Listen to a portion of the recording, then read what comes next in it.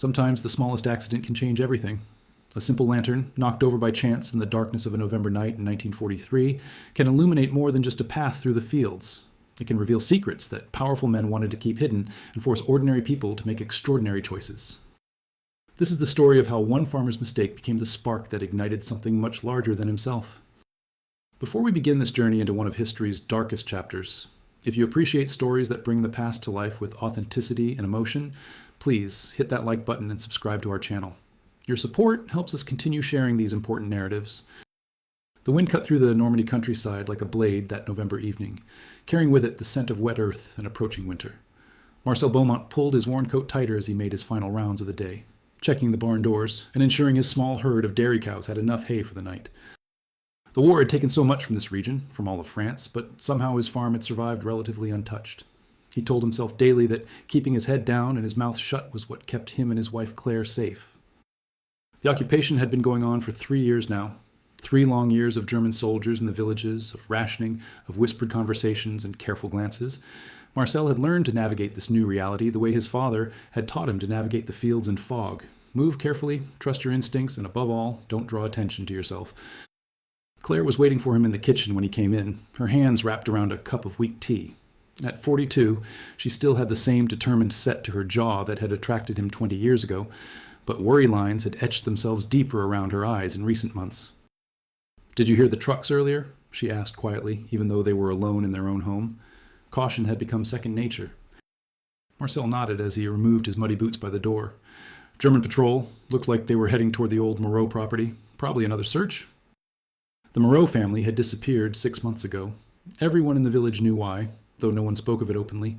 They had been hiding people, helping them move through the countryside toward the coast. The Nazis had taken them away in the middle of the night, and the house had stood empty ever since, a silent warning to anyone else who might consider acts of resistance. "Jean stopped by this afternoon," Claire said, her voice barely above a whisper. Jean Rousseau was their neighbor, a man of few words who had lost his son in the initial invasion. He said there have been more patrols than usual this week. Something is happening.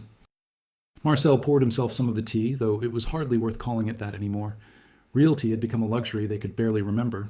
Something is always happening. Our job is to stay out of it. Claire looked at him with an expression he couldn't quite read. Disappointment? Understanding? Perhaps both. "The Beaumonts have been on this land for 5 generations, she said softly. "I wonder what they would think of us now." He had no answer for that, so he said nothing. They ate their meager dinner in relative silence, the kind of comfortable quiet that comes from 2 decades of marriage, but underneath it ran currents of all the things they didn't say.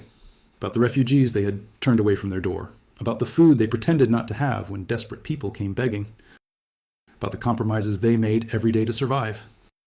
That night Marcel couldn't sleep.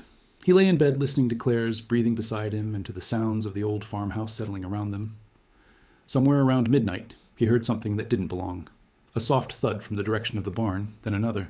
His first thought was that one of his cows had gotten loose, or that a fox had found its way in to terrorize the chickens. He dressed quickly in the darkness, not wanting to wake Claire, and grabbed the old oil lantern from the kitchen. The metal was cold in his hands as he lit it, adjusting the flame until it cast a steady glow. The November night was even colder than the day had been, and his breath came out in white clouds as he crossed the yard toward the barn. The sounds had stopped now, which worried him more than if they had continued. He approached the barn door carefully, lifting the lantern higher. That's when everything changed. His foot caught on a raised stone he had meant to fix for weeks, and he stumbled forward. The lantern flew from his hand, hitting the ground and rolling several feet before coming to rest against the side of the barn. The sudden movement of the flame sent wild shadows dancing across the walls and the nearby tree line. And in that brief moment of chaos and shifting light, Marcel saw them. Soldiers. German soldiers. But not the regular Wehrmacht troops who patrolled the roads and manned the checkpoints. These men wore the distinctive black uniforms with the silver death's head insignia. SS. And they were crouched in the drainage ditch that ran along the edge of his property, not 30 meters from where he stood. The light from his fallen lantern illuminated them for only seconds before one of them moved to kick dirt over it, plunging that section of the property back into darkness. But it had been enough. Marcel had seen at least 8 of them, possibly more, along with equipment covered by dark canvas. They were preparing something, positioning themselves with military precision along the route that led from the main road through the farmland toward the village. His heart hammered so hard in his chest he thought it might burst. Every instinct screamed at him to run back to the house, to pretend he had seen nothing, to go back to bed and forget this moment had ever happened. But his feet seemed rooted to the ground. "You there!" A voice cut through the darkness in German-accented French. "Come here, now." Marcel's legs finally obeyed, but they carried him forward rather than away. An officer emerged from the shadows, his face hard and angular in the minimal light. He was young, perhaps in his early 30s, with the kind of eyes that had seen too much death to be surprised by anything. "What are you doing out here?" the officer demanded. "My barn," Marcel managed to say, his mouth dry as sand. "I heard noises. I thought an animal had gotten in." The officer studied him for a long moment. "You live here, in the farmhouse?" Marcel nodded, not trusting his voice. "How many others?" "Just my wife. We have no children." Another pause, during which Marcel became acutely aware of the other soldiers watching this exchange, their weapons ready. "You have seen nothing here tonight?" the officer said finally. "You understand? Nothing. If you speak of what you have seen, you and your wife will join the Moreau family. Do I make myself clear?" "Yes," Marcel whispered. "Perfectly clear. Go back to your house, close your shutters, and remember that we will be watching, always watching." Marcel retrieved his lantern with shaking hands and walked back to the farmhouse, forcing himself not to run, not to look back. He closed the door behind him and stood in the darkness of his kitchen, his entire body trembling. Claire appeared in the doorway in her nightgown, her face pale in the moonlight filtering through the window. "Oh, what happened?" she asked. "I heard you go out." He told her everything, his voice low and urgent. When he finished, she sank into one of the kitchen chairs, her hand over her mouth. For several minutes, neither of them spoke. "What were they doing there?" Claire finally asked. "Why hide in the ditch along our property?" Marcel had been asking himself the same question. The route the SS patrol had positioned themselves along led directly to the village square. Passing by the old stone church and the town hall, it was the main path that anyone traveling from the northern farms would take. "They're waiting for someone," he said slowly, the realization settling over him like ice water. "They're setting an ambush." Claire looked at him with wide eyes. "But for who? The resistance?" The resistance. The word was rarely spoken aloud, even in the privacy of their own home. Everyone knew it existed, these networks of ordinary French citizens who fought back against the occupation in small but significant ways. They sabotaged German equipment, helped Allied airmen escape, passed information to London, and the Nazis hunted them ruthlessly. Jean mentioned increased patrols, Marcel said, thinking aloud. What if they received intelligence? What if they know someone is coming through this area? "Then, whoever it is will walk right into that ambush," Claire said, her voice hollow. "They'll be killed, or worse, taken for interrogation." Marcel sat down across from her, his mind racing. "If we do nothing, people will die. People who are risking everything to fight back against the occupation." "If we do something, we will die," Claire countered. "You heard what that officer said. They're watching us. How would we even warn anyone without getting caught ourselves?" She was right, of course. Every logical, rational part of his mind told him to do exactly what the SS officer had commanded. Close the shutters, go to bed, pretend he had seen nothing, let whatever was going to happen, happen. He and Claire would be safe. Their farm would be safe. Life would go on. But would it? Could he really live with himself, knowing he had condemned people to death through his silence? "My grandfather fought in the Great War," Marcel said quietly. "He came back with a ruined leg and nightmares that never left him. But he used to tell me that the worst thing a man could do wasn't to face death with courage. It was to face life as a coward." Claire reached across the table and took his hand. Her fingers were cold. "I know," she said. "I've been thinking the same thing. God help us, I've been thinking the same thing." They sat together in the darkness, holding hands across the kitchen table, two middle-aged farmers who had spent their lives trying to avoid trouble, now faced with an impossible choice. Outside, the wind rattled the shutters, and somewhere in the distance a dog barked. The world continued on, indifferent to their crisis of conscience.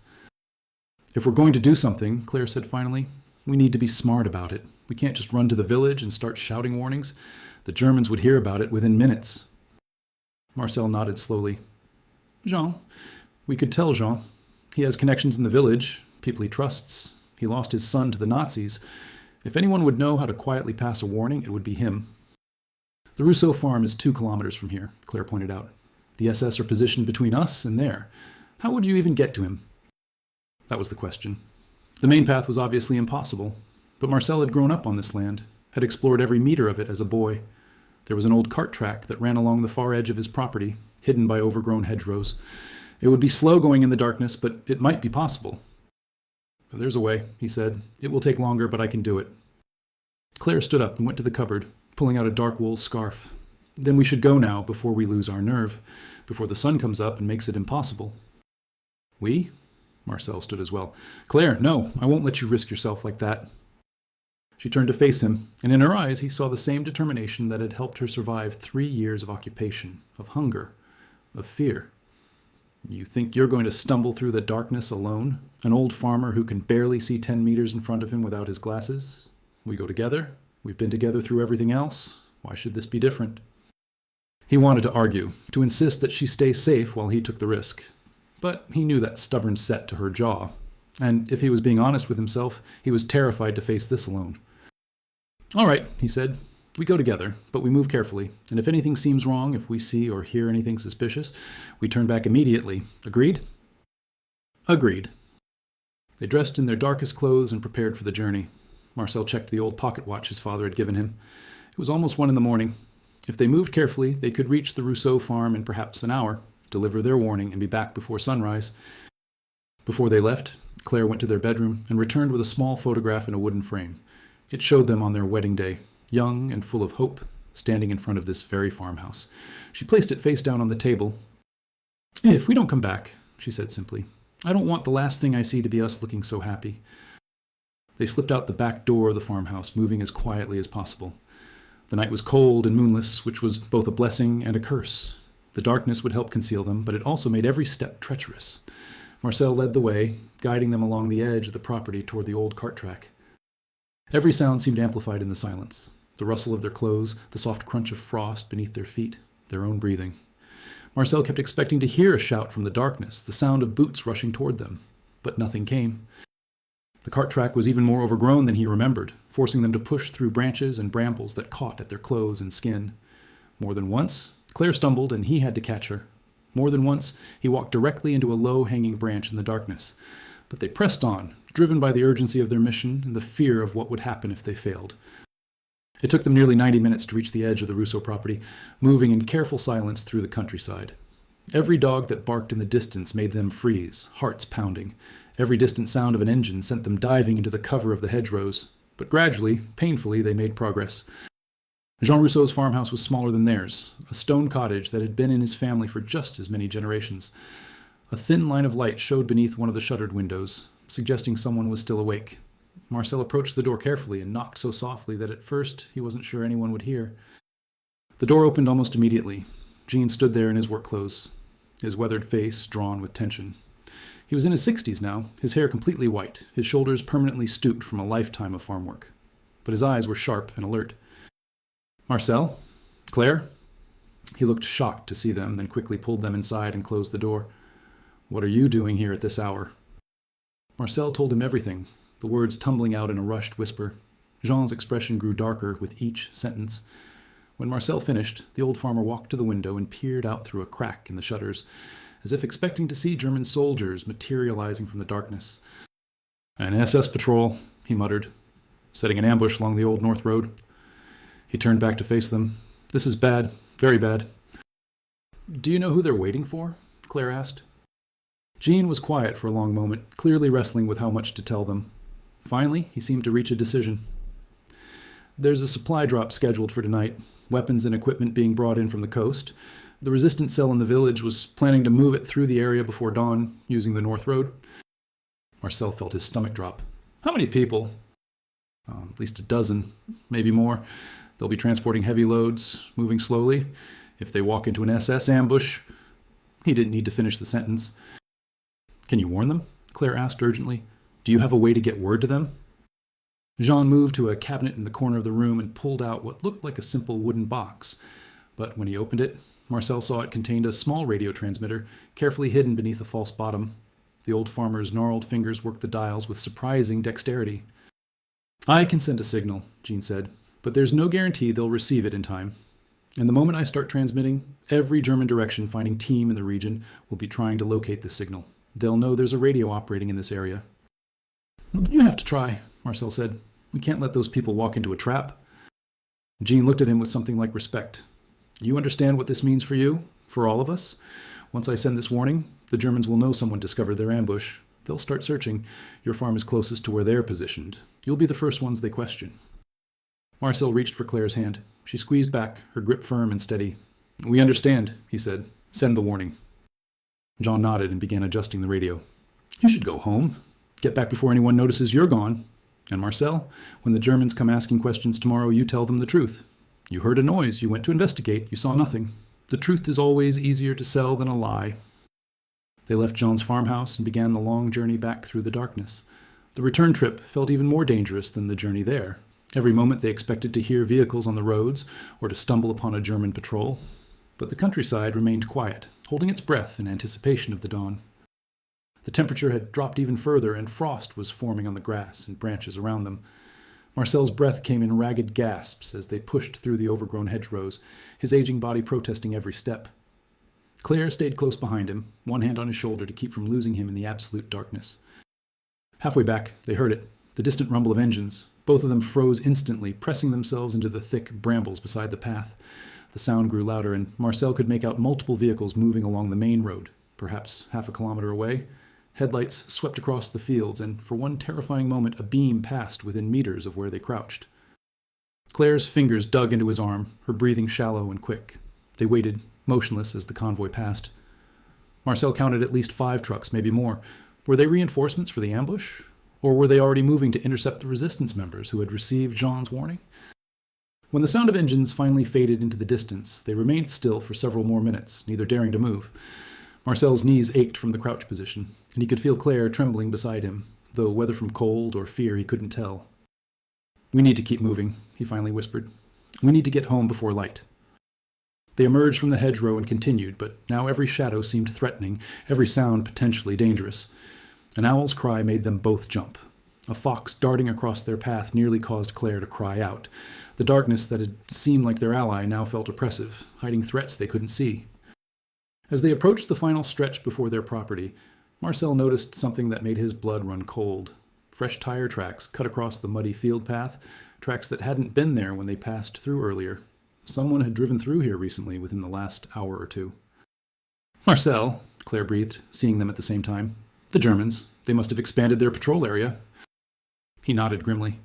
If German vehicles had been this close to their route, they had been even more fortunate than he realized. Another few minutes' difference in timing, and they would have walked right into a patrol. They finally reached their farmhouse just as the first hint of gray light began to touch the eastern horizon. Marcel's legs ached and his hands were cut and scratched from pushing through the hedgerows. His lower back throbbed with every step, and he could taste blood where he had bitten his lip during one particularly difficult passage through thorny branches. But they had made it. They were home. Inside, they stood in their kitchen, both of them shaking from exhaustion and the after-effects of adrenaline. Marcel's hands trembled so badly that when he tried to light the stove, he dropped the matches twice before Claire gently took them from him. "Sit down," she said softly. "Let me take care of this." He sank into his chair at the kitchen table, suddenly feeling every one of his 45 years. His father had worked these fields until he was 70, never complaining, never showing weakness. What would the old man think of his son now, shaking like a leaf after a midnight walk? But this hadn't been just a walk, he reminded himself. This had been something else entirely. This had been a choice to step out of the shadows and into the light. Consequences be damned. Inside, they collapsed at the kitchen table, too exhausted and too wired with nervous energy to sleep. Claire made real coffee, using some of the precious beans she had been hoarding for a special occasion. If this wasn't a special occasion, Marcel thought grimly, nothing was. "What do you think will happen now?" Claire asked, cradling the warm cup in her hands. "I don't know," Marcel admitted. "Maybe the resistance received the warning and changed their plans. Maybe they've already moved the supplies through a different route. Or maybe..." He couldn't bring himself to finish that thought. They waited. The sun rose, painting the November sky in shades of gray and pale yellow.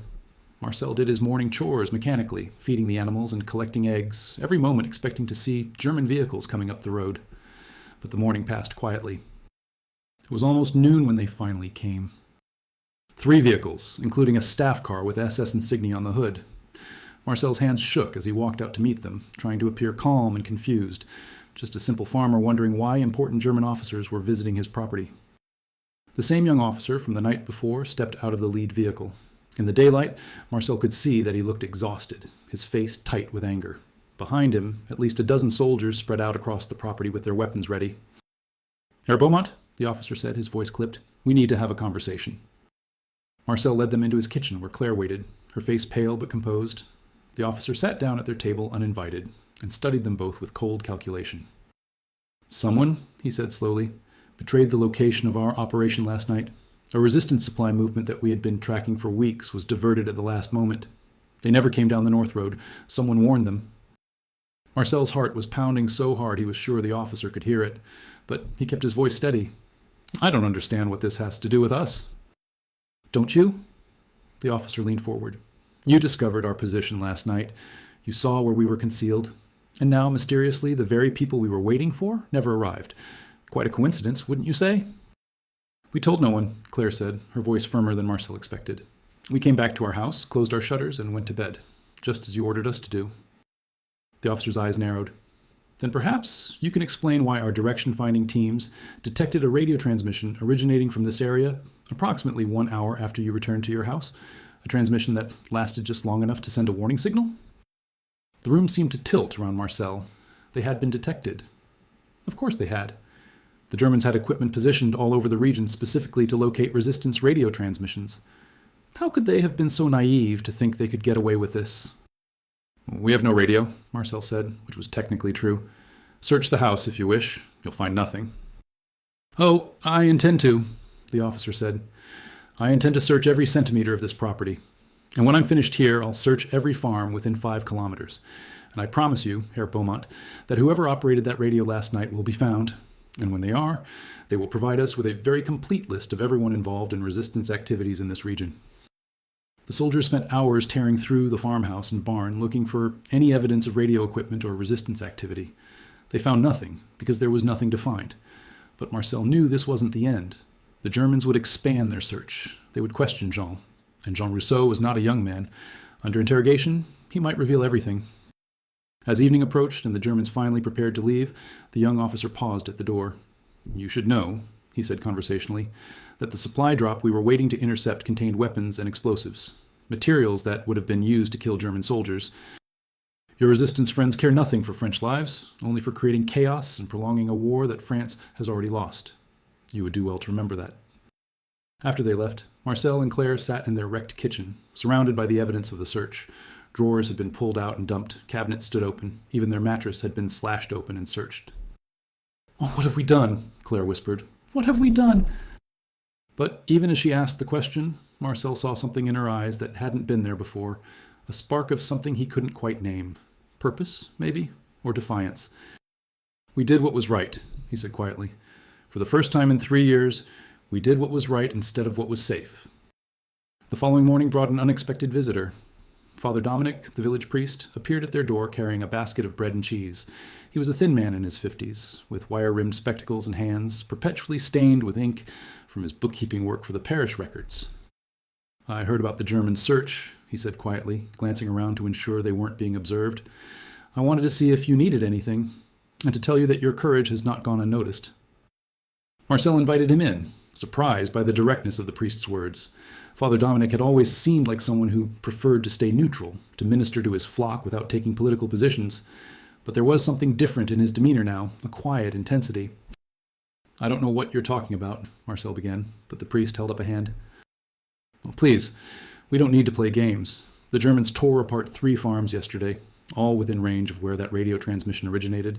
But they found nothing, and a supply movement that would have ended in massacre instead arrived safely at its destination. He paused, choosing his words carefully. There are many forms of ministry. Sometimes feeding the hungry means more than bread. Claire brought out cups and poured weak tea for the 3 of them. Father Dominic accepted his gratefully and took a slow sip before continuing. The church has been helping people, he said, his voice barely above a whisper. Jewish families trying to reach Switzerland, Allied airmen who need to return to England. We provide documents, temporary shelter, guidance. But the journey is long and dangerous. They need safe houses along the way, places where they can rest for a night, get a meal, receive medical attention if needed. Marcel understood what the priest was asking without him having to spell it out. You want to know if this farm could be one of those places? Only if you're willing. Only if you understand the risks, the Moreau family. Father Dominic's voice trailed off, but he didn't need to finish. Everyone knew what had happened to the Moreaus. Claire spoke before Marcel could respond. How often would people need to stay, and for how long? It varies. Sometimes weeks go by with nothing. Other times, there might be someone every few days, usually just overnight, rarely longer than that. We have a network of safe houses stretching from the coast to the interior. No one knows about more than 2 or 3 locations. That way, if someone is captured and interrogated, they can't compromise the entire chain. Marcel thought about the risks, the German patrols, the searches, the very real possibility of being discovered and suffering the same fate as the Moreaus, but he also thought about the people who would die without help, about the families being torn apart, the children being sent to camps in the east that everyone whispered about, but no one wanted to believe were real. "We'll do it," he said. "Tell us what we need to know." Over the next hour, Father Dominic explained the system. There would be a signal, a particular arrangement of stones near the old well at the edge of the property. When Marcel saw this signal, he would know that someone would arrive after nightfall. He should leave the barn door unlatched and a lantern burning low in the loft. The visitors would let themselves in, spend the night in the hay, and be gone before dawn. "You shouldn't see them if possible," the priest explained. "The less you know about who they are and where they're going, the safer everyone will be. Just provide the shelter and perhaps some food if you can spare it. That's all we ask." After Father Dominic left, Marcel and Claire spent the rest of the day cleaning up the damage from the German search and trying to return their home to some semblance of normalcy.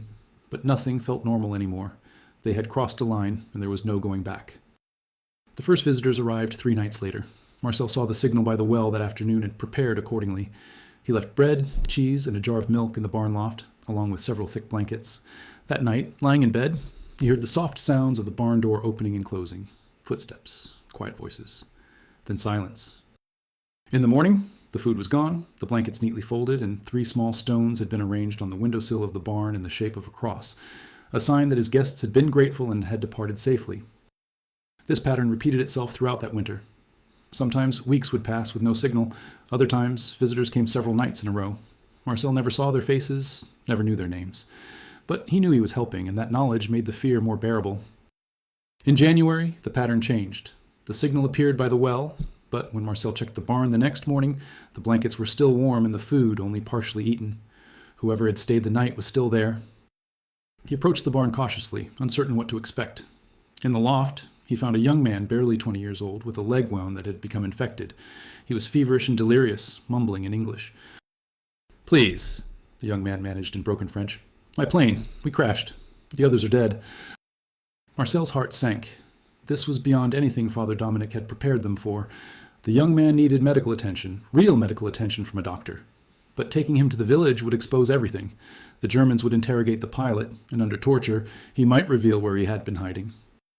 Claire appeared in the barn doorway, took one look at the situation, and immediately began giving orders. "Bring him to the house. We'll put him in the spare bedroom. I'll clean the wound and try to bring down the fever. You need to get word to Father Dominic. They'll need to move him as soon as he's stable enough to travel." For 6 days, the British pilot stayed in their spare bedroom while Claire nursed him through the infection. She used every folk remedy she knew, every technique her mother had taught her. Marcel made 2 dangerous trips to see Father Dominic, coordinating plans for moving the young man once he recovered. During those 6 days, every knock at the door sent Marcel's heart racing. Every distant sound of an engine made Claire go pale. They were violating every safety protocol Father Dominic had outlined. The pilot could see their faces, knew their names, knew exactly where he was. If the Germans came now, there would be no pretending, no plausible deniability. But on the 7th day, the young man's fever broke. His name was Thomas, he told them. Flying Officer Thomas Wellington of the Royal Air Force. His Lancaster bomber had been hit by anti-aircraft fire during a raid on German positions near Caen. He was the only survivor. "I owe you my life," he said simply. "Both of you." That night, 2 men arrived with false papers and civilian clothes. Thomas Wellington embraced Marcel and Claire, tears streaming down his face, and then disappeared into the darkness. Marcel never saw him again. But 3 weeks later, Father Dominic brought them a letter that had been passed through the resistance network. It was from Thomas, now safely back in England. He wrote of his gratitude, of his family's prayers for the brave French couple who had saved him. He wrote that he would never forget, that after the war ended he would return to thank them properly. Marcel kept that letter hidden in the false bottom of a drawer, taking it out sometimes when the fear became too much, when the weight of what they were doing threatened to crush him. The letter reminded him why they had made this choice, why they continued despite the danger. Over the following days, they waited for the other shoe to drop. German patrols increased in the area. Houses were searched. People were questioned. But as the days turned into weeks, no arrests came. Jean Rousseau continued working his farm as he always had, giving no indication that anything had changed. The resistance supply drop had apparently been moved successfully through a different route, and the weapons had reached their destination. As winter gave way to spring, the Beaumont farm became a more active node in the resistance network. Word had spread, carefully and quietly, that this was a safe place. Marcel and Claire helped more than 30 people pass through during those months. British and American airmen, French resistance fighters moving between cells, Jewish families fleeing the increasingly aggressive deportations, a Polish engineer carrying intelligence about German fortifications being built along the coast. Each person brought their own story, their own tragedy. Marcel listened to them in the darkness of the barn, these whispered confessions and shared fears. A mother who had seen her children taken away, a pilot whose entire crew had died when their plane exploded, a teenager who had watched the Gestapo execute his father in the village square for the crime of possessing a hidden radio. These stories haunted Marcel's dreams, but they also strengthened his resolve. Every person they helped was a small victory against the darkness that had enveloped Europe. Every life saved was a testament that goodness could still exist even in the worst of times. In April, Jean Rousseau was arrested. The Germans never found his radio. He had destroyed it the night after sending the warning, but someone in the village had informed on him. Marcel learned about it from Father Dominic, who came to the farm with tears in his eyes. "They took him 3 days ago," the priest said. "He's being held in Caen for interrogation. I'm told he hasn't said a word, hasn't given them anything. But Marcel, if he breaks under torture, if he mentions your names..." Marcel felt like he had been punched in the stomach. Jean was a tough old man, but everyone had their breaking point. The Gestapo was skilled at finding those points. "What should we do?" Claire asked, her face pale. Father Dominic shook his head. "Continue as you have been. Be ready to run if you need to. I have contacts who can get you false papers, passage to Switzerland if it comes to that. But for now we wait, and we pray." They waited. Days turned into weeks. Every morning Marcel woke expecting to see German vehicles coming up the road. Every night Claire barely slept, startling at every sound. But no arrest came. 6 weeks after his arrest, Jean Rousseau died in German custody. The official report claimed heart failure. The whispered truth from the resistance network painted a different, darker picture, but he had died without speaking, without betraying anyone. The old farmer who had lost his son to the Germans had given his own life to protect his neighbors and the cause he believed in. Marcel and Claire attended his funeral, a small, somber affair with German soldiers standing watch to ensure no resistance sympathizers used the occasion to organize. As Marcel stood by Jean's grave, he made a silent promise to the old man. His sacrifice would not be in vain.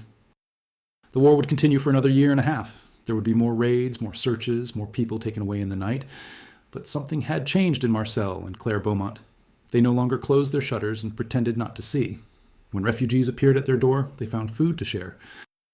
When people needed to hide for a night or pass messages, the Beaumont farm became one link in a growing chain of resistance. In June of 1944, everything changed. The invasion came, just as everyone had whispered it would. Allied forces landed on the beaches of Normandy, and suddenly the German occupation began to crumble.